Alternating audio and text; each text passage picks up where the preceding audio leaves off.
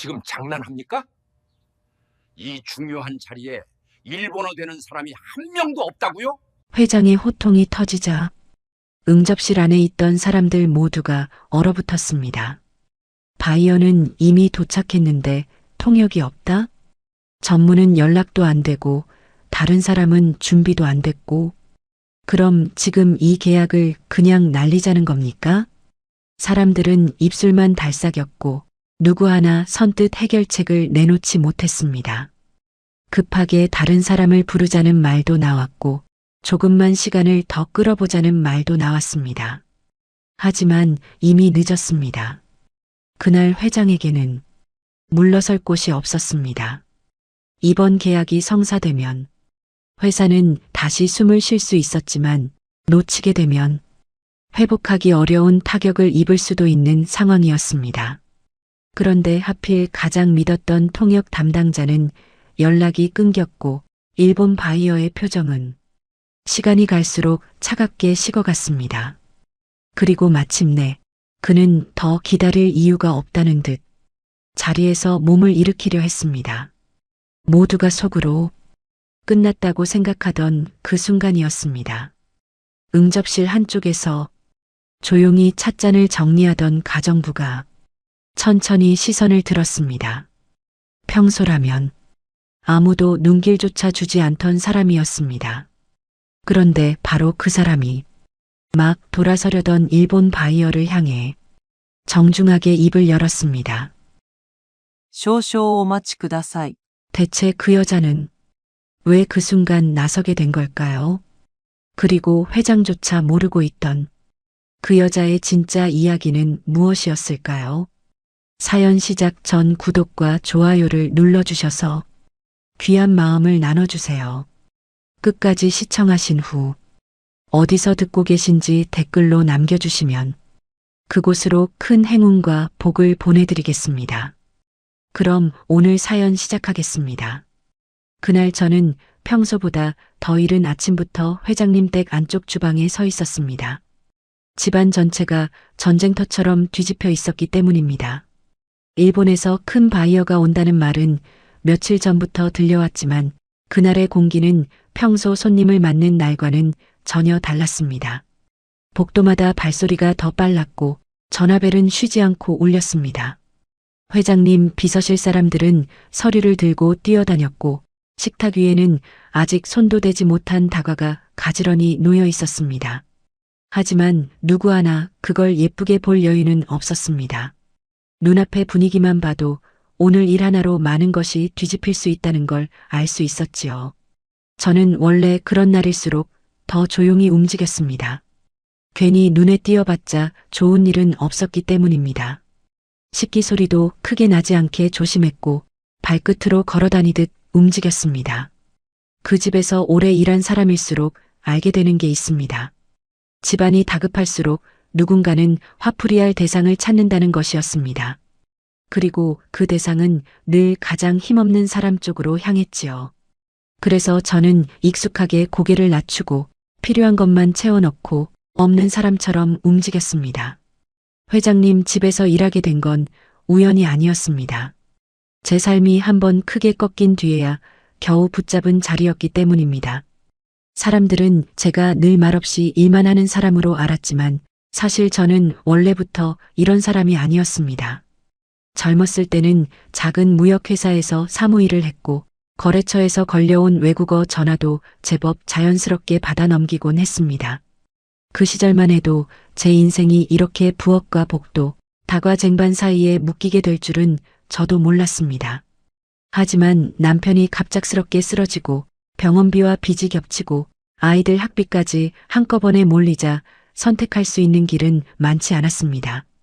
당장 돈이 되는 일이 필요했고 저는 경력을 설명할 여유도 없이 손에 잡히는 일부터 해야 했습니다. 그렇게 하나둘 내려놓다 보니 어느새 사람들은 저를 처음부터 이런 일을 하던 사람처럼 대했고 저 역시 굳이 다르게 보이려고 하지 않았습니다. 그 집 사람들은 저를 이름으로 부르기보다 늘 가정부 아줌마라고 불렀습니다. 어떤 날은 그것도 아까웠는지 아줌마라고만 툭 던졌지요. 오래 들으면 무뎌질 줄 알았는데 이상하게 사람의 마음은 그렇지 않았습니다.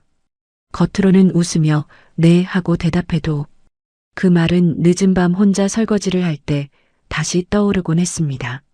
그렇다고 제 처지를 원망만 하며 살 수는 없었습니다. 제가 무너지면 병원에 계신 남편도 아직 자리 못 잡은 아이들도 함께 흔들릴 테니까요.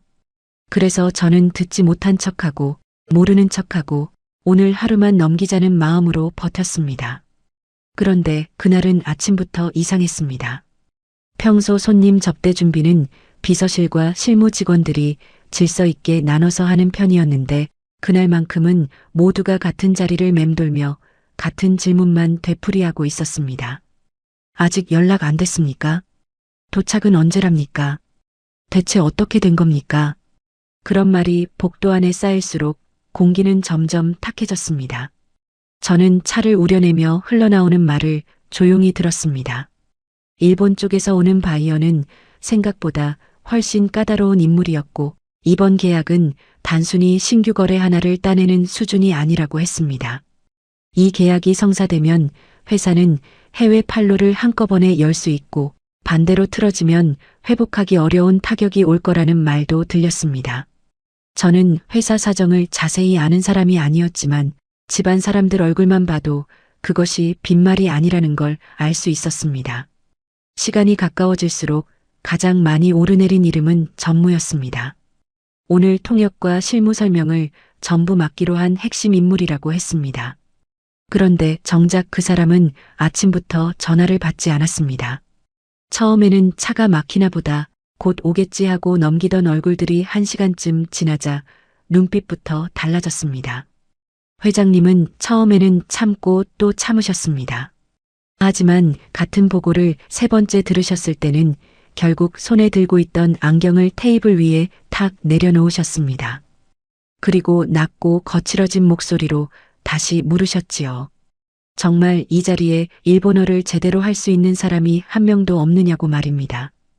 그 한마디에 응접실 바깥 공기까지 멎는 것 같았습니다. 비서실장은 식은땀을 닦으며 다른 통역사를 급히 구하고 있다고 했고 누군가는 온라인으로라도 연결해 보겠다고 했습니다. 하지만 회장님 얼굴은 점점 굳어졌습니다. 저는 그때 차를 담은 쟁반을 들고 있었는데 손끝에 힘이 들어가 잔이 살짝 흔들릴 정도였습니다. 말 한마디 잘못 얹었다가는 누군가 그 자리에서 날아갈 수도 있겠다는 생각이 들 정도였지요. 정오가 가까워졌을 때 일본 바이어 일행이 예상보다 일찍 도착했습니다. 현관 앞에 차가 멈춰 서는 순간 그 집 사람들 얼굴은 반가움보다 공포에 가까운 표정으로 변했습니다. 준비는 되어 있었지만 정작 가장 중요한 말이 비어 있었기 때문입니다. 저는 현관에서 응접실까지 이어지는 복도를 훑어보았습니다. 바닥은 반짝였고 꽃 장식도 흐트러짐 없었으며 다가도 완벽했습니다. 하지만 그것들은 지금 아무 의미가 없어 보였습니다. 사람을 맞이하는 데 필요한 건 겉모습이 아니라 대화였으니까요. 처음 몇 분은 어떻게든 버티는 분위기였습니다. 비서실장이 서툰 영어로 시간을 조금 달라고 설명했고 회장님도 굳은 미소를 겨우 붙인 채 자리를 지켰습니다. 하지만 일본 바이어의 눈빛은 빠르게 차가워졌습니다. 그는 시계를 2번이나 내려다봤고 가져온 서류철을 천천히 닫았습니다. 그 동작 하나만으로도 저는 알 수 있었습니다. 이 사람은 기다려줄 생각이 길지 않다는 걸 말입니다. 그때 응접실 안에 있던 모두가 같은 생각을 했을 겁니다. 오늘 여기서 일이 틀어지면 단순히 계약 하나가 깨지는 것으로 끝나지 않겠구나 하는 생각 말입니다. 저는 조용히 차를 다시 데우러 주방으로 들어왔지만 손이 이상하게 떨렸습니다. 제게 직접 무슨 일이 닥친 것도 아닌데 심장이 빠르게 뛰었습니다. 이유는 단순했습니다. 저는 그들이 당황하는 이유를 알고 있었고 저 차가운 침묵이 얼마나 위험한지 어렴풋이 느끼고 있었기 때문입니다. 그리고 더 이상 외면할 수 없는 사실도 하나 있었습니다. 방 안에서 오가는 몇몇 단어들이 제 귀에 너무 또렷하게 들어오고 있었다는 점입니다. 저는 애써 듣지 않으려 했지만 이미 알아들어버린 말을 모른 척하기는 어려웠습니다. 그 순간 응접실 쪽에서 의자가 밀리는 소리가 낮게 들려왔습니다. 짧지만 분명한 소리였습니다. 저는 본능처럼 손을 멈추고 고개를 들었습니다. 누군가 자리를 뜨려는 소리였습니다. 그리고 그 짧은 마찰음 하나가 그 집의 운명을 완전히 다른 방향으로 밀어넣으려 하고 있었습니다. 응접실 안의 공기는 눈에 보일 만큼 무거워져 있었습니다. 일본 바이어는 더는 기다릴 이유가 없다는 듯 자리에서 몸을 일으키고 있었습니다. 그와 함께 들어온 수행원도 서류를 챙기기 시작했습니다. 비서실장은 허리를 굽히며 조금만 더 시간을 달라고 했습니다. 하지만 상대의 표정은 이미 굳어 있었습니다. 그건 단순히 불쾌한 정도가 아니었습니다. 준비되지 않은 상대와는 더 이야기할 가치도 없다는 얼굴이었습니다. 회장님도 끝내 의자에서 일어나셨습니다. 억지로라도 사람을 붙잡아야 한다는 절박함이 표정에 그대로 드러나 있었습니다. 하지만 문제는 말이 통하지 않는다는 것이었습니다. 영어 몇 마디로는 지금 이 자리를 붙잡아둘 수 없었습니다. 저는 주방 문턱에 선 채 그 모습을 보고 있었습니다. 그때 일본 바이어가 낮고 단호한 목소리로 무언가를 말했습니다. 짧은 말이었지만 그 뜻은 분명했습니다. 이 자리는 기본적인 준비조차 되어 있지 않고 이런 식이라면 신뢰할 수 없다는 뜻이었습니다. 그 말을 알아들은 순간 제 심장이 한번 크게 내려앉았습니다. 아는 척하지 말자고 수없이 다짐해온 세월이 있었습니다. 괜히 나섰다가 더 큰 망신만 당할 수도 있었습니다. 제가 일본어를 조금 한다는 사실을 이 집 사람들은 아무도 몰랐습니다. 아니, 정확히 말하면 알려고 한 적이 없었습니다. 그들에게 저는 그저 차를 내오고 설거지를 하고 손님이 가면 그 자리를 치우는 사람이었습니다. 그 이상도 그 이하도 아니었지요.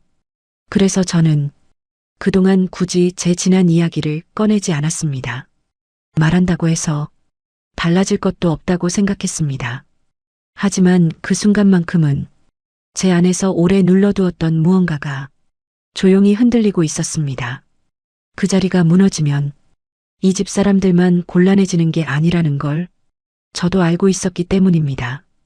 회사 사정이 어려워졌다는 말은 그 집안에서도 여러 번 들렸습니다. 이번 계약이 틀어지면 직원들 구조조정이 불가피하다는 말도 주방 앞 복도에서 몇 번이나 흘러나왔습니다. 누군가의 자리가 사라지고 누군가의 집안이 흔들릴 수도 있다는 뜻이었지요. 그런 생각이 스치자 저는 차마 모른 척 돌아설 수가 없었습니다. 일본 바이어는 수행원에게 짧게 손짓했습니다. 정말로 나가려는 분위기였습니다. 그때 회장님이 다급하게 한 발 앞으로 나서셨습니다. 하지만 적당한 말이 떠오르지 않는 사람의 표정은 너무 쉽게 들통나는 법입니다. 입은 열렸지만 이어질 말이 없었습니다. 그 순간 저는 쟁반을 조심스럽게 옆 탁자 위에 내려놓았습니다. 손끝이 차갑게 식어 있었습니다. 무릎 아래도 힘이 풀리는 느낌이었습니다.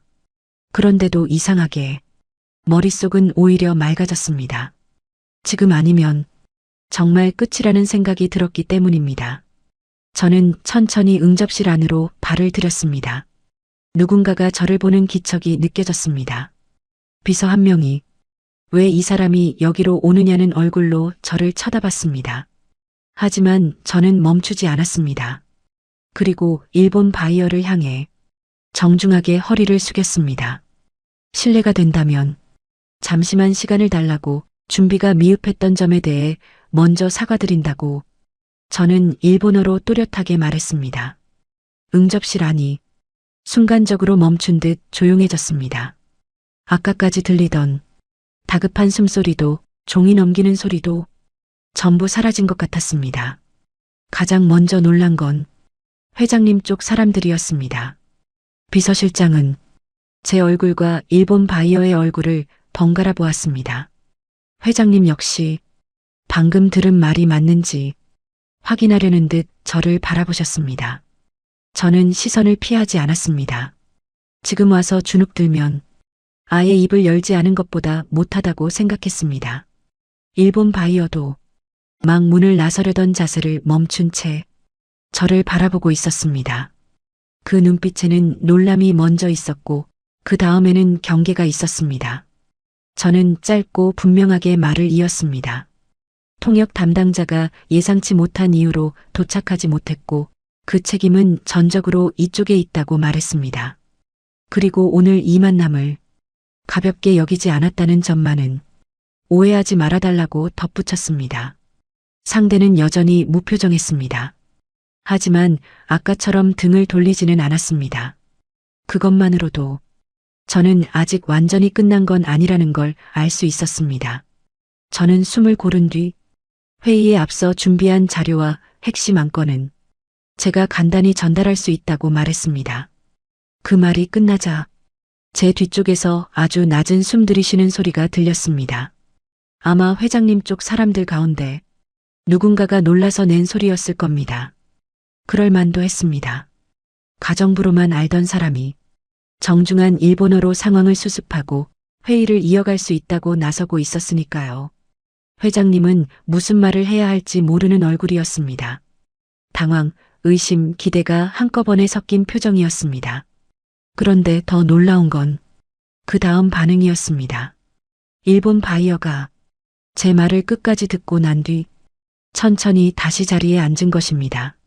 아까까지만 해도 금방이라도 돌아설 것 같던 사람이 의자를 다시 끌어당겨 앉았습니다.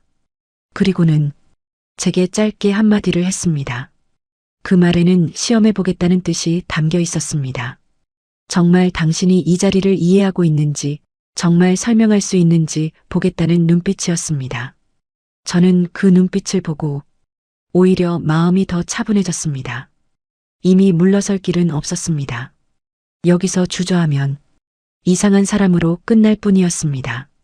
그래서 저는 그들이 준비해둔 자료를 천천히 펼쳤습니다. 손은 떨리지 않았습니다. 신기할 만큼 차분했습니다.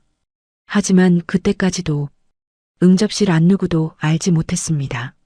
제가 단순히 일본어 몇 마디를 하는 수준이 아니라 이 자리에 깔린 진짜 문제까지 이미 알아차리고 있었다는 걸 말입니다.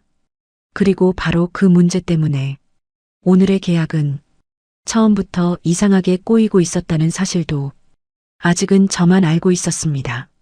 일본 바이어가 다시 자리에 앉자 응접실 안의 공기는 조금 달라졌습니다. 아까까지는 모든 것이 끝나가는 분위기였다면 그때부터는 누가 먼저 숨을 쉬는지도 조심해야 할 만큼 팽팽한 긴장으로 바뀌었지요. 저는 테이블 위에 놓인 자료를 천천히 넘겨보았습니다. 자료는 이미 준비되어 있었습니다. 문제는 자료가 없다는 게 아니었습니다. 자료와 실제 설명의 방향이 어딘가 어긋나 있다는 점이 더 큰 문제였습니다. 그건 처음부터 느끼고 있었습니다. 주방과 복도를 오가며 흘러나오는 말을 들을 때부터 묘하게 이상하다고 생각했지요. 회장님 쪽 사람들은 오늘 계약만 성사되면 된다는 식으로 조급해하고 있었지만 일본 바이어 쪽은 단순히 계약서에 도장 하나 찍으러 온 사람들이 아니었습니다. 그들은 상대 회사가 얼마나 믿을 만한지, 설명과 실제가 얼마나 일치하는지 그걸 더 중요하게 보고 있었습니다. 저는 일본 바이어에게 먼저 사과를 다시 전한 뒤 오늘 준비한 안건의 핵심부터 간단히 설명드리겠다고 말했습니다. 상대는 아무 말 없이 고개만 아주 작게 끄덕였습니다. 그 짧은 움직임 하나가 저에게는 허락처럼 느껴졌습니다. 저는 종이 위 숫자를 읽어내리는 식으로 말하지 않았습니다. 그건 오히려 더 위험했기 때문입니다. 상대는 이미 이 회사가 당황하고 있다는 걸 알고 있었고 그런 상황에서 외운 듯한 설명은 더 큰 의심만 불러올 뿐이었습니다. 그래서 저는 먼저 이 계약이 서로에게 왜 중요한지 그리고 어떤 기준에서 협력이 이루어져야 하는지부터 차분하게 짚어나갔습니다. 말을 이어갈수록 일본 바이어의 표정이 조금씩 달라지는 게 보였습니다. 처음의 불쾌함이 곧바로 호감으로 바뀐 것은 아니었습니다.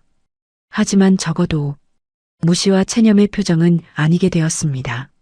문제는 그 다음이었습니다. 설명 중간 일본 바이어가 수행원 쪽을 향해 짧게 말을 건넸습니다.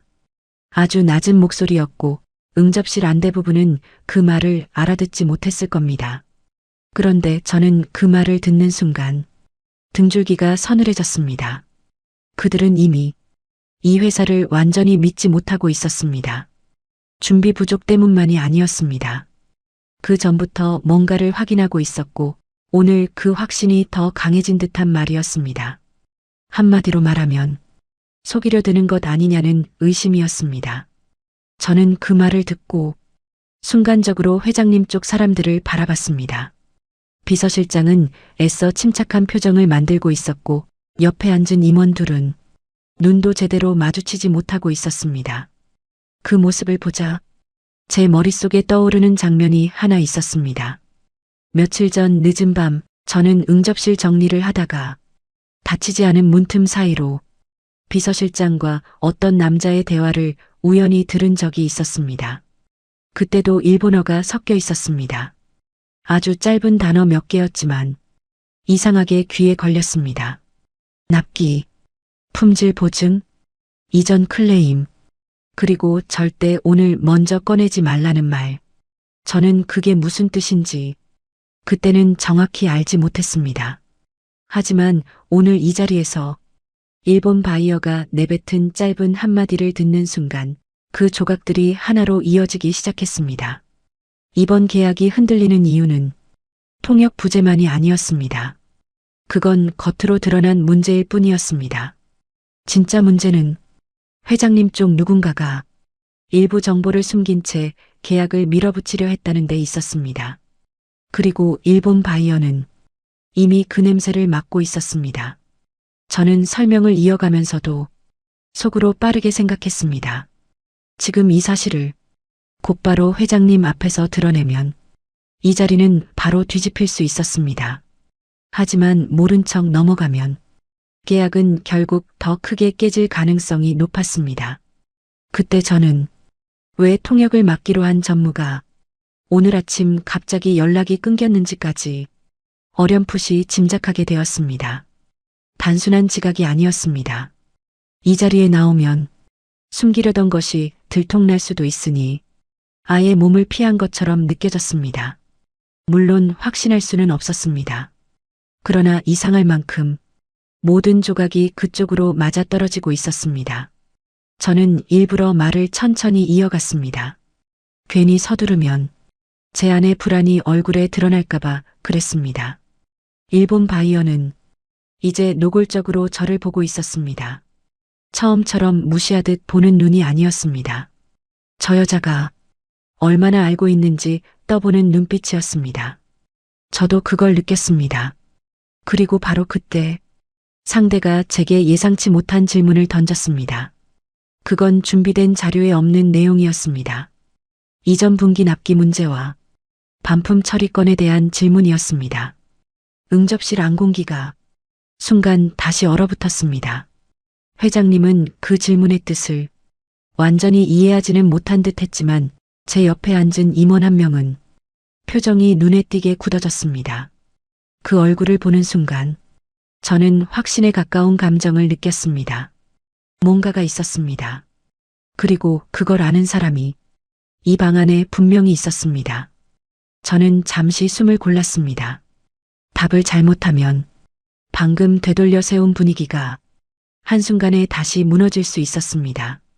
그런데 이상하게도 그 순간 제 머릿속에는 예전 무역회사에서 일하던 때가 떠올랐습니다. 거래가 틀어지는 건 늘 큰 실수 때문만은 아니었습니다. 오히려 작은 숨김, 작은 말 바꾸기, 작은 책임 회피가 쌓여 결국 신뢰를 깨뜨리곤 했습니다. 저는 그걸 너무 잘 알고 있었습니다. 그래서 저는 당장 변명부터 꺼내지 않았습니다. 대신 그 질문이 왜 나왔는지 이해하고 있다는 태도로 천천히 말을 골랐습니다. 그리고 그 순간 회장님 쪽 사람들 가운데 누군가가 제 말을 끊으려는 듯 몸을 앞으로 내밀었습니다. 그 반응 하나만으로도 저는 알 수 있었습니다. 오늘 이 집에서 정말 숨기고 싶은 사람이 따로 있다는 걸 말입니다. 그리고 제가 이제 단순히 일본어를 대신하는 사람을 넘어 그들이 감추고 싶던 문까지 조금씩 열어버리고 있다는 사실도 그때 처음 선명하게 느꼈습니다. 그 질문이 나오자 응접실 안의 공기가 다시 한번 가라앉았습니다. 일본 바이어는 아주 차분한 얼굴로 저를 보고 있었지만 그 눈빛은 이미 단순한 확인이 아니었습니다. 그는 알고 싶어 했습니다. 이 회사가 정말 문제를 인정할 수 있는 곳인지 아니면 끝까지 모른 척할 곳인지 말입니다. 저는 대답을 서두르지 않았습니다. 조금 전 몸을 앞으로 내밀며 제 말을 막으려던 임원의 반응이 계속 눈에 걸렸기 때문입니다. 그 사람은 오늘 아침부터 유난히 예민해 보였습니다. 다른 사람들은 통역이 없다는 문제 때문에 당황하고 있었다면 그 사람은 마치 다른 이유까지 겹친 사람처럼 불안해 보였지요. 저는 그 불안을 아까부터 몇 번이나 느꼈습니다. 자료를 넘길 때도 그랬고 일본 바이어가 이전 문제를 언급했을 때도 그랬습니다. 그 사람의 손끝은 잠깐이지만 분명히 떨렸습니다. 시선도 저를 보지 못하고 자료 위만 맴돌고 있었지요. 저는 먼저 질문을 정확히 이해했다는 뜻부터 전했습니다. 이전 납기 문제와 반품 처리에 대해 왜 우려하시는지 충분히 이해한다고 그 부분은 오늘 반드시 짚고 넘어가야 할 사안이라고 말했습니다. 그렇게 말하는 순간 제 옆쪽에서 아주 낮은 숨 들이마시는 소리가 났습니다. 회장님 쪽 사람들 가운데 누군가는 제가 무난히 둘러댈 거라고 생각했을지도 모릅니다. 하지만 저는 그럴 생각이 없었습니다. 이 자리에서 겉만 반듯하게 정리한 말을 늘어놓는 건 오히려 더 위험하다고 봤기 때문입니다. 일본 바이어는 이미 이상함을 눈치채고 있었습니다. 그런 상대에게 모호한 말은 거짓말처럼 들릴 뿐이었습니다. 저는 자료를 한 장 넘기며 준비된 수치와 실제 현장에서 발생한 문제를 분리해서 봐야 한다고 조심스럽게 말했습니다. 그리고 납기 지연이나 반품 이력이 있었다면 그 원인과 이후 조치가 명확해야 신뢰를 다시 세울 수 있다고 덧붙였습니다. 그 말이 끝나자 아까 제 말을 막으려던 임원이 결국 입을 열었습니다. 그는 너무 빠르게 그리고 너무 길게 말했습니다. 문제는 이미 거의 정리됐고 실질적인 손실도 크지 않았으며 오늘 논의와는 직접 상관이 없다는 식이었습니다. 하지만 이상했습니다. 그 말은 일본 바이어를 위한 설명이라기보다 회장님 귀에 먼저 들어가길 바라는 변명처럼 들렸습니다. 저는 그 순간 확실히 느꼈습니다. 숨기려던 사람이 있다면 바로 저 사람일 가능성이 크다고 말입니다. 회장님은 그제야 무언가 이상하다는 걸 느끼신 듯 했습니다. 조금 전까지만 해도 계약이 깨질까봐 다급해 보이셨지만 이제는 임원의 말을 듣는 눈빛이 달라져 있었습니다. 일본 바이어는 임원의 긴 설명을 끝까지 듣지 않았습니다. 대신 차갑게 한마디를 던졌습니다. 문제가 있었느냐 없었느냐가 아니라 왜 먼저 말하지 않았느냐는 뜻이었습니다. 그 말은 짧았지만 응접실 안 사람들의 얼굴을 순식간에 굳게 만들었습니다. 저는 그 말을 옮기며 최대한 감정을 섞지 않으려 했습니다. 그런데도 회장님 표정은 단번에 변했습니다.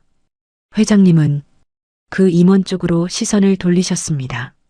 그리고 낮지만 서늘한 목소리로 무슨 이야기냐고 물으셨지요. 그 임원은 곧바로 대답하지 못했습니다. 조금 전까지는 그렇게 빨리 말하던 사람이 정작 가장 중요한 질문 앞에서는 입술만 달싹이고 있었습니다. 그 모습을 보는 순간 저는 며칠 전 밤에 들었던 대화가 더 또렷하게 떠올랐습니다. 절대 오늘 먼저 꺼내지 말라는 말, 자료는 그대로 두라는 말, 지나간 건 굳이 건드리지 말라는 말. 그때는 그저 실무자들끼리 예민하게 주고받는 이야기쯤으로 넘겼습니다. 하지만 지금 보니 그건 단순한 실무 조율이 아니었습니다. 문제가 드러나면 누군가 책임을 져야 하는 상황에서 일단 계약부터 따내고 보자는 식의 계산이었던 겁니다. 저는 순간 숨이 막히는 느낌이 들었습니다. 저 같은 사람이 이 집의 가장 민감한 비밀 한가운데에 서 있게 될 줄은 몰랐기 때문입니다. 그런데 더 놀라운 일은 그 다음에 벌어졌습니다. 일본 바이어가 가져온 서류철 안쪽에서 얇은 문서 한 장을 꺼낸 것입니다. 그건 이전 거래에 관한 기록처럼 보였습니다. 그리고 그 문서를 보는 순간 문제를 숨기려던 임원의 얼굴이 눈에 띄게 하얗게 질렸습니다. 응접실 안 누구도 말하지 않았지만 그 장면 하나만으로도 분위기는 완전히 달라졌습니다. 이제는 단순히 통역이 없어서 생긴 위기가 아니었습니다. 누군가가 알면서도 숨긴 문제를 상대가 이미 손에 쥐고 나타난 자리였던 겁니다. 회장님은 그 문서와 임원의 얼굴을 번갈아 보셨습니다. 그 눈빛에는 분노가 조금씩 올라오고 있었습니다. 저는 그 문서의 내용을 전부 볼 수는 없었습니다. 하지만 일본 바이어가 이어서 한 말을 듣고 핵심은 알아차릴 수 있었습니다. 예전 납기 문제로 인해 자기들 쪽 생산 일정이 한번 크게 흔들린 적이 있고 그 뒤처리가 깔끔하지 않았다는 뜻이었습니다. 더 정확히 말하면 이쪽에서 책임을 인정하기보다 애매하게 넘기려 한 흔적이 남아있다는 이야기였습니다. 저는 그 말을 옮기면서도 가슴이 서늘했습니다. 왜냐하면 그 순간 회장님도 깨달으셨기 때문입니다. 오늘 계약이 틀어질 위기는 갑자기 생긴 게 아니었다는 것을 말입니다. 누군가가 이미 한 번 신뢰를 흔들어 놓았고 그 사실을 윗선에 제대로 보고하지 않은 채 오늘 자리까지 끌고 왔던 겁니다. 회장님은 결국 차갑게 물으셨습니다. 이게 사실이냐고 말입니다. 임원은 처음에는 오해가 있었다고 둘러댔습니다. 작은 실무 착오였다고 했고 이미 거의 정리된 일이라고 했습니다. 하지만 그 말은 들을수록 더 이상했습니다. 작은 문제였다면 왜 숨기려 했는지 설명되지 않았기 때문입니다. 회장님 얼굴이 더 굳어졌고 응접실 안 다른 사람들도 이제는 그 임원을 제대로 쳐다보지 못했습니다. 저는 그 순간 이 자리가 이제부터 더 위험해질 거라는 걸 알았습니다. 계약 문제를 넘어서 집안 사람들끼리도 서로 책임을 미루기 시작하면 판은 훨씬 크게 깨질 수 있었기 때문입니다. 그런데도 이상하게 제 머릿속에는 다른 생각이 들었습니다. 이건 어쩌면 오늘 계약을 완전히 망치는 폭로가 아니라 오히려 바로잡을 수 있는 마지막 기회일지도 모른다는 생각이었습니다. 숨긴 사람을 덮어주는 대신 지금이라도 사실을 인정하고 정면으로 사과한다면 오히려 일본 바이어 쪽이 한 번 더 판단해 볼 여지가 생길 수도 있었습니다. 문제는 그 말을 누가 먼저 꺼내느냐였습니다. 그리고 그 순간 회장님이 아니라 오히려 일본 바이어가 먼저 저를 바라봤습니다. 저 여자가 지금 여기서 어떤 말을 할지 보겠다는 눈빛이었습니다. 그 시선이 제 어깨 위로 무겁게 내려앉았습니다. 저는 그때 처음 깨달았습니다. 이 자리를 살릴지 아예 끝장낼지 이제 그 갈림길 한가운데에 제가 서 있다는 사실을 말입니다. 응접실 안은 숨소리조차 조심스러울 만큼 조용해졌습니다. 회장님은 문서 위에서 눈을 떼지 못하고 계셨고 문제를 숨기려던 임원은 이제 더는 아무 말도 쉽게 잊지 못했습니다. 일본 바이어는 서두르지 않았습니다. 오히려 그 침착함이 더 무섭게 느껴졌습니다. 화를 내며 목소리를 높이는 사람보다 상대가 스스로 어떤 선택을 하는지 끝까지 지켜보는 사람이 더 까다로울 때가 있습니다. 저는 그 눈빛을 보며 지금 이 자리가 단순한 협상 자리가 아니라는 걸 더 분명하게 느꼈습니다.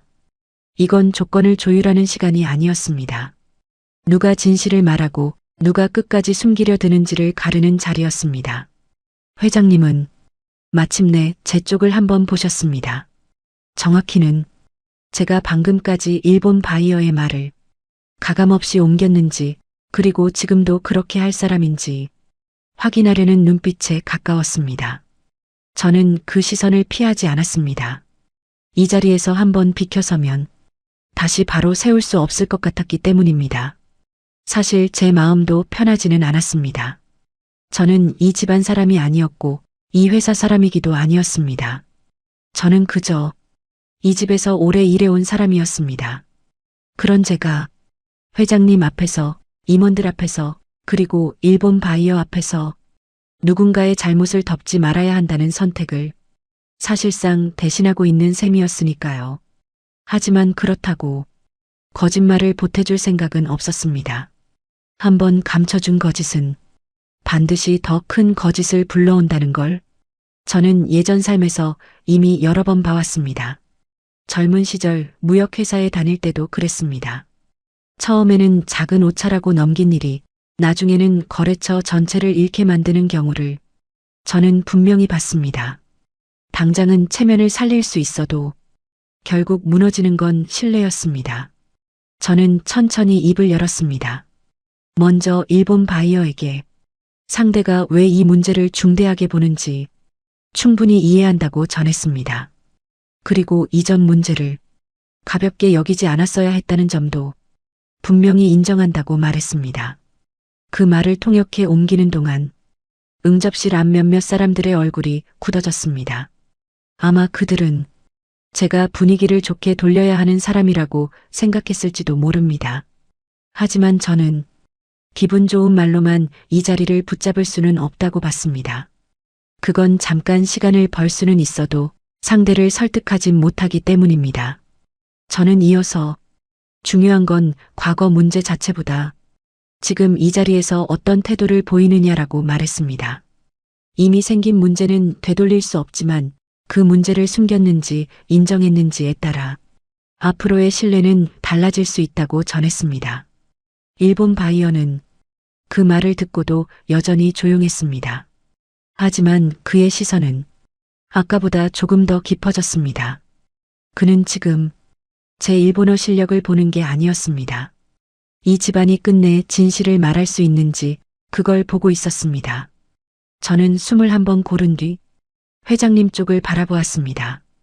이제는 제 말이 일본 바이어에게만 향할 수 없었습니다. 회장님도 이제는 알아야 했습니다.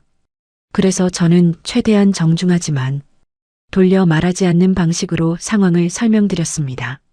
이전 납기 문제와 반품 처리가 상대 쪽에 적지 않은 불신을 남긴 상태이며 오늘 그 부분이 정직하게 공유되지 않았다고 느끼고 있다고 말했습니다.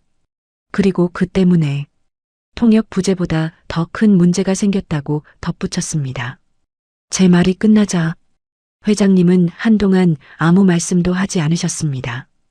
응접실 안식의 소리만 이상할 만큼 크게 들렸습니다. 문제를 숨기려던 임원은 그제야 다급하게 말을 붙였습니다. 이미 정리된 사안이었고 굳이 오늘 다시 꺼낼 필요는 없었다는 식이었습니다. 이번 계약만 성사되면 그 뒤에 차분히 설명할 계획이었다는 말도 했습니다. 그런데 그 말을 듣는 순간 저는 속으로 더 차갑게 식었습니다.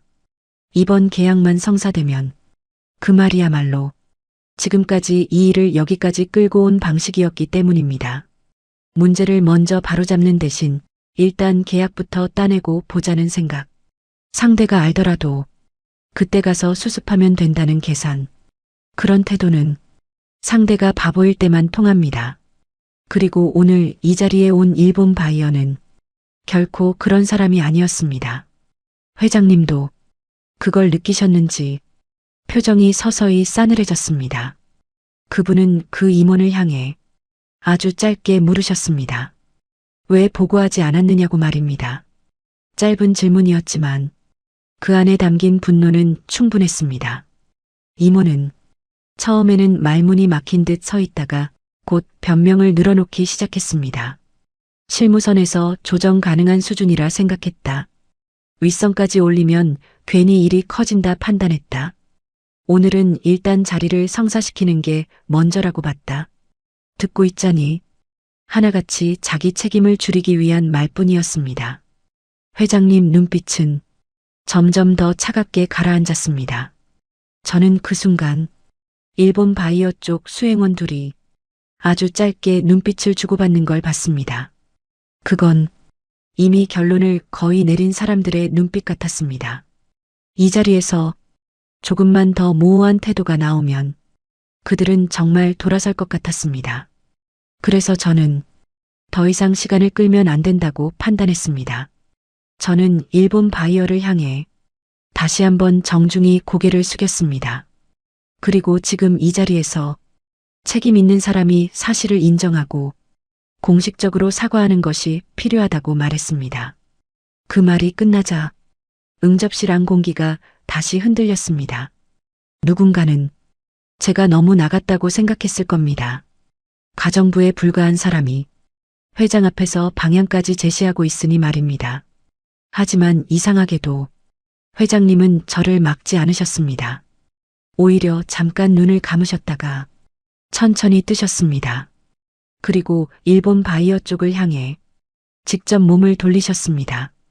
그 순간 문제를 숨기려던 임원 얼굴이 완전히 무너졌습니다. 자신을 감싸줄 줄 알았던 분위기가 반대로 가고 있다는 걸 그도 알았던 겁니다. 회장님은 짧지만 분명한 말로 사과의 뜻을 전하라고 저를 바라보셨습니다. 저는 그 뜻을 일본어로 옮겼습니다.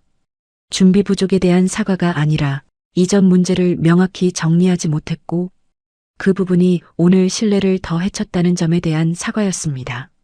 그 말이 전해지자 일본 바이어는 처음으로 조금 긴 숨을 내쉬었습니다. 그 표정이 곧바로 누그러진 건 아니었습니다. 하지만 적어도 이 집안이 끝까지 거짓으로 버티지는 않는다는 사실만큼은 확인한 얼굴이었습니다. 그리고 바로 그때 그는 수행원에게 다시 문서 한 장을 받아 회장님 쪽 테이블 위에 밀어놓았습니다.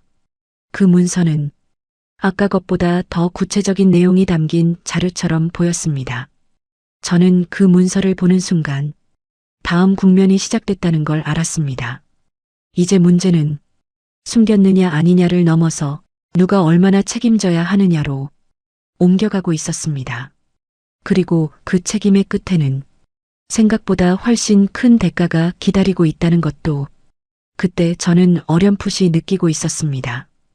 회장님 쪽 테이블 위에 놓인 문서는 보기만 해도 평범한 자료는 아니었습니다. 일본 바이어는 아무 말 없이 그 문서를 제 쪽으로 밀어보였고 저는 조심스럽게 내용을 확인했습니다. 첫 장에는 이전 납기 지연과 반품 처리 내역이 날짜별로 정리되어 있었습니다. 그런데 진짜 문제는 그 다음 장부터였습니다. 거기에는 이쪽 회사 실무 책임자와 일본 측 담당자 사이에 오간 메일 일부가 번역과 함께 정리돼 있었습니다. 저는 그 문장을 읽는 순간 손끝이 아주 차갑게 식는 걸 느꼈습니다. 왜냐하면 그 안에는 단순한 실수나 착오라고 보기 어려운 말들이 분명히 들어있었기 때문입니다. 납기 문제를 축소해서 보고한 정황, 반품 사유를 내부 문제로 돌리려 한 표현, 그리고 일본 쪽이 강하게 문제를 제기하자 다음 계약 때 조건을 다시 맞추면 된다는 식으로 넘기려 한 흔적까지 있었습니다. 이건 단순한 누락이 아니었습니다.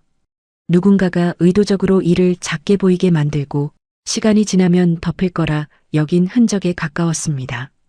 저는 천천히 시선을 들었습니다. 문제를 숨기려던 그 임원은 이미 얼굴빛이 거의 사라져 있었습니다. 그 사람도 저 문서가 여기까지 올 줄은 몰랐던 것 같았습니다. 회장님은 제 표정만 보고도 심상치 않다는 걸 아셨는지 낮고 무거운 목소리로 물으셨습니다. 무슨 내용인지 그대로 말해보라는 뜻이었습니다. 응접실 안이 다시 조용해졌습니다. 누구 하나 의자를 고쳐 앉는 소리조차 내지 않았습니다. 저는 최대한 감정을 빼고 문서 내용을 차례대로 전달했습니다. 이전 거래에서 발생한 납기 문제와 반품 건이 실무 착오 수준이 아니라는 점, 그리고 그 과정에서 상대가 받아들일 수 없는 방식으로 설명을 바꾸거나 책임을 흐린 정황이 있다는 점을 말했습니다. 제가 한 줄씩 옮길 때마다 회장님 얼굴은 조금씩 굳어졌습니다. 반면 일본 바이어는 저를 가만히 지켜보고 있었습니다. 제가 말을 누락하는지 돌려서 전하는지 아니면 그대로 옮기는지 보고 있는 눈빛이었습니다. 저는 한 글자도 흐리지 않았습니다.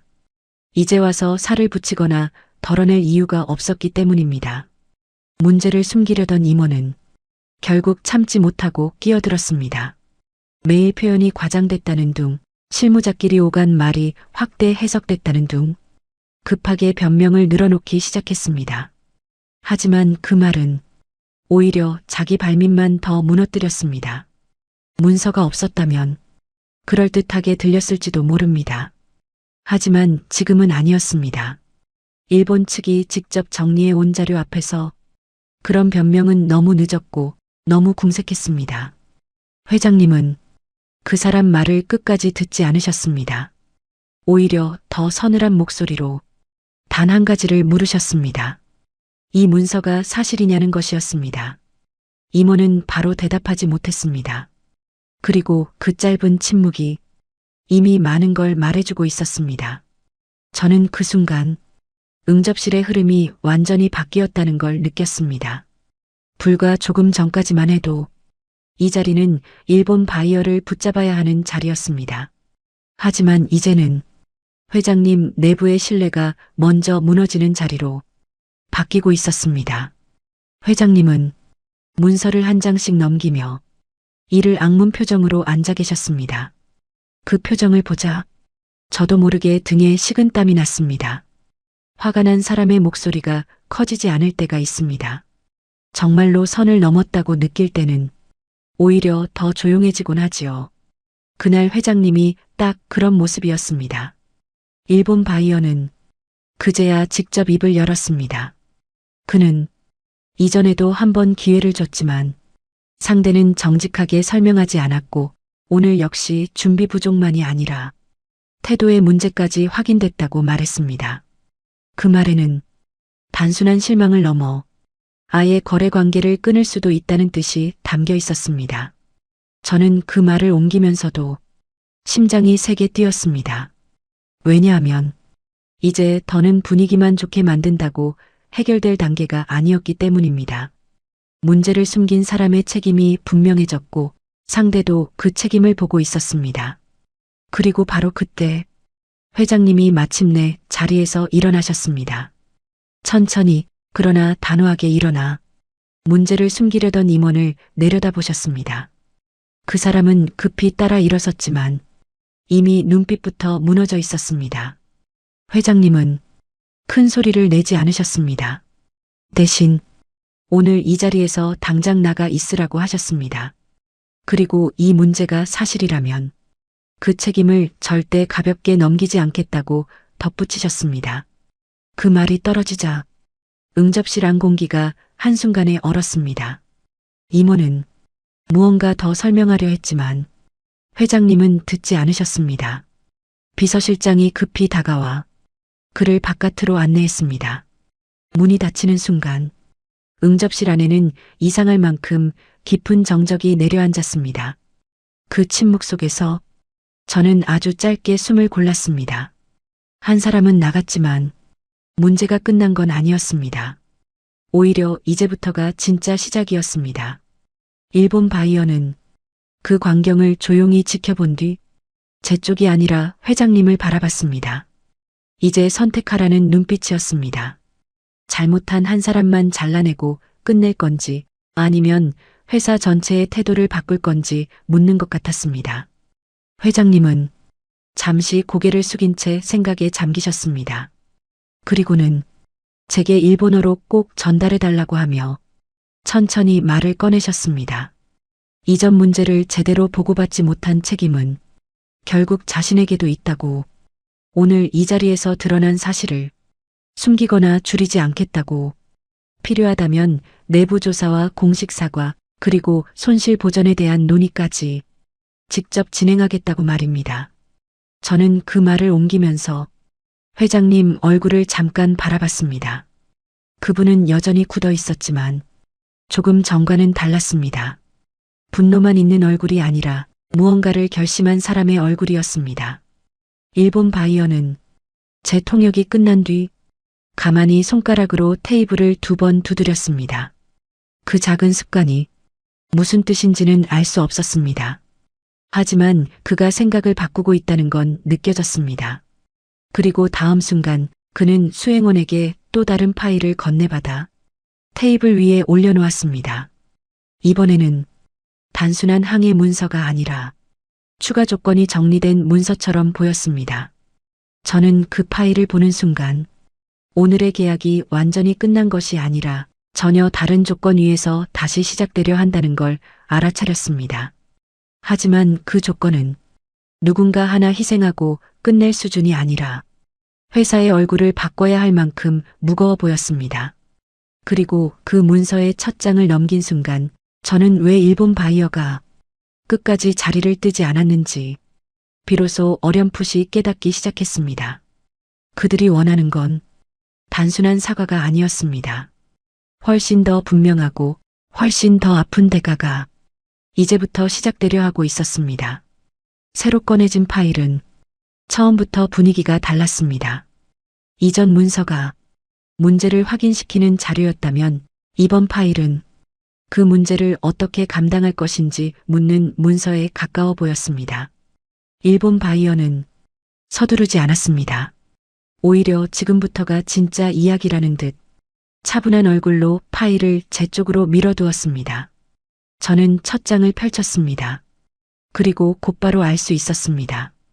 이건 단순히 조건 몇 가지를 더 붙이는 수준이 아니었습니다. 상대가 다시 거래를 검토하려면 이쪽이 무엇을 바꿀 수 있는지, 얼마나 책임질 수 있는지 눈에 보이는 형태로 증명하라는 뜻이었습니다. 문서 첫머리에는 3가지 요구가 정리돼 있었습니다. 첫째는 이전 거래 문제에 대한 공식 인정과 서면 사과였습니다. 둘째는 납기와 품질 관리에 대한 내부 감사와 책임자 교체 보고였습니다. 그리고 셋째가 가장 무거웠습니다. 향후 거래를 다시 논의하려면 이번 건과 관련된 손실 보전 방안을 구체적으로 제시하라는 내용이었습니다. 저는 문장을 천천히 읽어 내려갔습니다. 그리고 그 내용을 그대로 옮겼습니다. 말이 길어질수록 응접실안은 점점 더 조용해졌습니다. 회장님도 처음에는 굳은 얼굴로 듣고 계셨지만 셋째 조건이 나오자 짧게 숨을 고르셨습니다. 그건 당연한 반응이었습니다. 체면만 구기고 끝나는 일이 아니었기 때문입니다. 회사의 돈, 조직의 체계, 그리고 윗선의 책임까지 한꺼번에 움직여야 하는 문제였습니다. 일본 바이어는 제가 통역을 마치자 조용히 덧붙였습니다. 이건 벌을 주기 위한 조건이 아니라 앞으로 다시는 같은 문제가 생기지 않게 하려는 최소한의 기준이라는 뜻이었습니다. 저는 그 말을 옮기며 상대가 화를 누르고 있다는 걸 느꼈습니다. 정말 거래를 끊으려 했다면 애초에 이런 문서를 꺼낼 이유도 없었을 겁니다. 그들은 끝내기 위해 온 게 아니라 끝낼 수도 있다는 걸 보여준 뒤 상대의 태도를 보려 하고 있었습니다. 문제는 회장님이 어떤 선택을 하느냐였습니다. 그분은 한동안 말이 없으셨습니다. 테이블 위 문서를 바라보는 눈빛이 점점 더 깊어졌습니다. 그 사이 비서실 사람들은 서로 눈치만 보고 있었습니다. 누구도 먼저 입을 열지 못했습니다. 조금 전 한 사람을 내보냈다고 해서 이 자리가 가벼워진 건 아니었으니까요. 오히려 이제부터는 회장님 본인이 결정을 내려야 했습니다. 저는 그 침묵 속에서 묘한 긴장을 느꼈습니다. 조금만 잘못하면 회장님이 체면 문제로 받아들이실 수도 있었습니다. 그렇게 되면 자리는 다시 얼어붙고 일본 바이어도 돌아설 가능성이 컸습니다. 하지만 의외로 회장님은 생각보다 오래 침묵하신 뒤 낮은 목소리로 입을 여셨습니다. 먼저 상대가 요구한 조건이 왜 나왔는지 이해한다고 하셨습니다. 그리고 이전 문제를 덮은 채 오늘 계약만 밀어붙이려 한 태도는 결국 회사 전체의 잘못이라고 인정하셨습니다. 저는 그 말을 천천히 옮겼습니다. 응접실 안누구도 움직이지 않았습니다. 회장님은 이어서 지금 이 자리에서 가벼운 약속으로 시간만 벌 생각은 없다고 하셨습니다. 내부 감사는 즉시 진행하겠고 관련 책임자는 교체하겠으며 필요하다면 직접 일본 본사까지 찾아가 공식 사과하겠다고 말씀하셨습니다. 그 대목에서 일본 바이어의 눈빛이 처음으로 조금 달라졌습니다. 완전히 풀린 건 아니었습니다.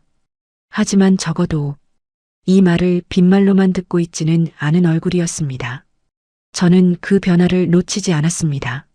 사람의 표정은 순간 바뀌지 않아도 듣는 태도는 달라질 수 있으니까요. 그런데 바로 그 다음 회장님이 예상치 못한 말을 하셨습니다.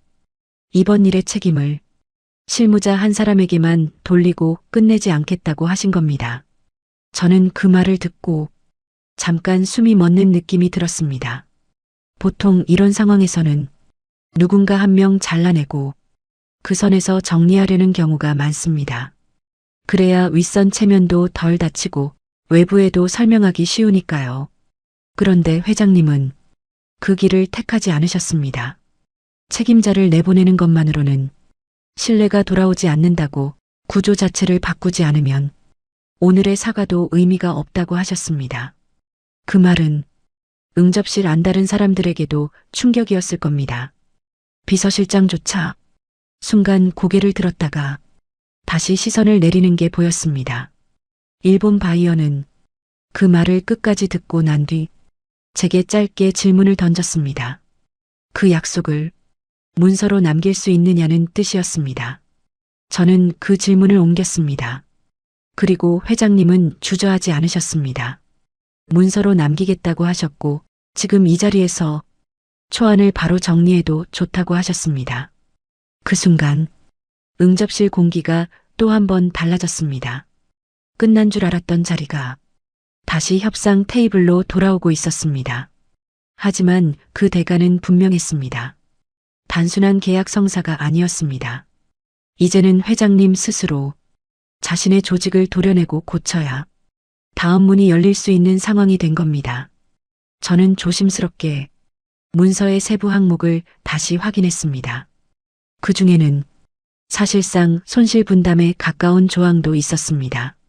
쉽게 받아들일 수 없는 조건이었습니다. 그래서 저는 속으로 생각했습니다. 여기까지는 해도 저 조항 앞에서는 다시 멈출 수도 있겠다고 말입니다. 그런데 회장님은 그 부분까지 읽고도 다시 한번 고개를 끄덕이셨습니다. 그리고는 천천히 말씀하셨습니다. 사람을 속여 얻는 계약은 결국 회사를 더 망친다고, 오늘 돈을 아끼려다 내일 회사를 잃을 수는 없다고 말입니다. 그 한마디에 응접실 안에 있던 사람들 얼굴이 다시 굳어졌습니다. 그 말은 단순히 일본 바이어에게 들려주는 선언이 아니었습니다. 그 자리에 남아있던 자기 사람들에게도 분명히 들으라는 경고였지요. 저는 그 말을 옮기며 이상하게 가슴이 먹먹해졌습니다. 왜냐하면 제가 이 집에서 처음 들은 가장 사람다운 말처럼 느껴졌기 때문입니다. 그동안 이 집에서 저는 늘 아래쪽에 있는 사람으로만 살아왔습니다. 눈에 띄지 말고 말하지 말고 주어진 일만 하며 버텨야 하는 사람으로요. 그런데 지금 이 자리에서는 제가 옮기는 말 하나하나가 회사 전체의 방향을 바꾸고 있었습니다. 일본 바이어는 긴 침묵 끝에 드디어 아주 짧게 고개를 끄덕였습니다. 그리고 바로 계약서를 꺼내지는 않았습니다. 대신 수정 협의가 가능하다는 뜻을 조심스럽게 내비쳤습니다. 완전한 승낙은 아니었지만 처음 들어올 때와는 분명히 달랐습니다. 돌아설 사람의 태도가 아니었습니다. 조건을 보고 태도를 보고 한 번 더 기회를 줄 수 있는지 따져보는 사람의 얼굴이었습니다. 저는 그 순간 오늘의 자리가 완전히 살아났다고 느꼈습니다. 하지만 동시에 알았습니다. 이제 남은 건 계약서보다 더 무거운 문제라는 걸 말입니다. 회장님이 예전에 농담처럼 던졌던 말, 이 계약만 살리면 강남에 집 한 채라도 주겠다고 했던 그 말이 제 머릿속을 스쳤기 때문입니다. 그때는 그저 허황된 말처럼 들렸습니다. 누군가를 다독이거나 가볍게 기분을 띄우려는 말 정도로 넘겼지요. 하지만 지금은 달랐습니다. 그 말이 정말 입 밖으로 다시 나올 수도 있다는 걸 저는 어쩐지 느끼고 있었습니다. 그리고 저는 그 순간부터 제가 무엇을 받을지보다 무엇을 거절해야 할지를 먼저 생각하게 되었습니다. 응접실 안의 분위기는 처음과 완전히 달라져 있었습니다. 조금 전까지만 해도 누가 먼저 등을 돌리느냐를 걱정하던 자리였는데 이제는 어떤 조건으로 다시 시작하느냐를 논의하는 자리로 바뀌어 있었지요. 일본 바이어는 수정 협의가 가능하다는 뜻을 내비친 뒤 몇 가지 실무 조건을 더 확인했습니다. 저는 그 내용을 하나씩 옮겼고 회장님도 더는 서두르지 않고 차분히 답하셨습니다. 조금 전 사람 하나를 내보내던 냉랭한 공기와는 달리 이제는 아픈 부분을 인정한 뒤에야 비로소 대화가 움직이기 시작하는 분위기였습니다. 그 모습을 지켜보며 저는 이상한 기분이 들었습니다. 제가 이 집에 들어온 뒤로 이렇게 솔직한 대화를 본 적이 거의 없었기 때문입니다. 늘 중요한 일은 윗사람들끼리 조용히 정리됐고 문제가 생기면 아래 사람들만 눈치를 봐야 했습니다. 그런데 그날만큼은 달랐습니다. 감추던 문이 한번 열리자 더는 예전 방식으로는 넘어갈 수 없게 된 것이었습니다. 1시간쯤 더 지나자 기본적인 방향은 정리되었습니다. 당장 그 자리에서 최종 계약서에 도장을 찍는 건 아니었지만 수정 조건과 내부 조치가 문서로 확인되면 협상을 계속 이어가겠다는 쪽으로 결론이 모였지요. 처음 자리를 박차고 나가려던 사람에게서 그 정도 답을 끌어낸 것만으로도 사실상 무너진 판을 다시 세운 것이나 다름없었습니다. 회장님 쪽 사람들 표정도 그제야 조금씩 풀리기 시작했습니다. 하지만 그 표정은 안도라기보다 충격에서 아직 완전히 벗어나지 못한 얼굴에 가까웠습니다. 오늘의 위기가 통역 한 명 없어서 생긴 해프닝이 아니라 사람과 사람 사이의 신뢰를 얼마나 가볍게 여겨왔는지 그 대가를 한꺼번에 치른 자리였다는 걸 모두가 느꼈기 때문일 겁니다. 회의가 마무리될 즈음 일본 바이어는 제게 마지막으로 한마디를 건넸습니다. 오늘 이 자리가 여기까지 온 건 제 일본어 때문만은 아니라는 뜻이었습니다. 불편한 말을 피하지 않았기 때문에 계속 들을 가치가 있었다는 말이었습니다. 그 말을 듣는 순간 제 가슴 어딘가가 조용히 울렸습니다. 누군가가 저를 단순히 쓸모 있는 사람으로 본 게 아니라 정직한 사람으로 봤다는 뜻처럼 들렸기 때문입니다. 저는 정중히 고개를 숙였고 그들은 천천히 자리에서 일어났습니다. 처음 들어왔을 때와는 달리 응접실 문이 열리는 소리도 훨씬 부드럽게 들렸습니다. 일본 바이어 일행이 현관을 빠져나간 뒤에도 집안은 한동안 조용했습니다. 누구도 먼저 말을 꺼내지 않았습니다. 다들 오늘 벌어진 일을 자기 방식대로 삼키고 있는 것 같았지요. 저도 조용히 테이블 위 찻잔을 정리하기 시작했습니다. 평소 같았으면 이런 뒤처리는 언제나 제 몫이었고 사람들은 제가 그 자리에 있는지도 모른 척 했을 겁니다. 그런데 그날은 달랐습니다. 회장님이 저를 향해 천천히 돌아서셨습니다. 그리고 잠시 저를 바라보셨습니다. 그 눈빛은 아침과 전혀 달랐습니다. 다급함도 아니었고 권위로 누르려는 눈빛도 아니었습니다. 한 사람을 처음부터 다시 보려는 사람의 눈빛이었습니다. 회장님은 주변 사람들을 잠시 물리셨습니다. 비서실장도 남아있던 임원들도 조용히 밖으로 나갔습니다.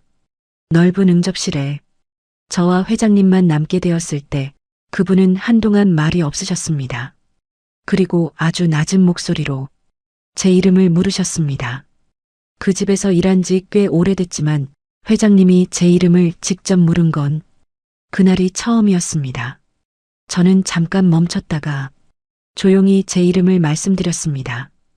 회장님은 그 이름을 한번 천천히 따라하셨습니다. 마치 이제야 기억해두겠다는 사람처럼 말입니다. 그 뒤에 나온 말은 예상했던 것이면서도 막상 들으니 묘하게 낯설었습니다. 예전에 농담처럼 던졌던 말을 기억하느냐고 하셨습니다.